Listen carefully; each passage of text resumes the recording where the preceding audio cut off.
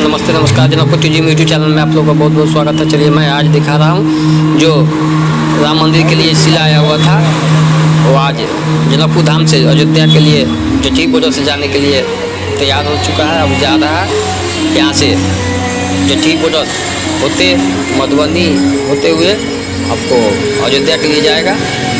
जो आप देख रहे हैं इसमें ये ट्रक पर एक शिला रखा हुआ है, दूसरी तरफ पर दूसरे शिला रखा हुआ है, जो पूरे सुरक्षा के साथ में आपको जनकपुर से अयोध्या के लिए जा रहा है।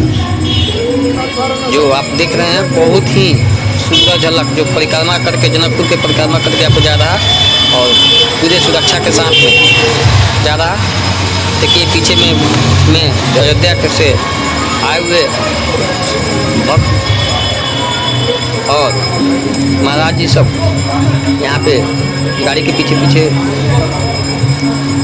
अपनी गाड़ी से निजी गाड़ी से जा रहे हैं और इन लोग को अतिथि को विशेष रूप से यहाँ से स्वागत करके जानकी मंदिर से आपको जा रहे हैं।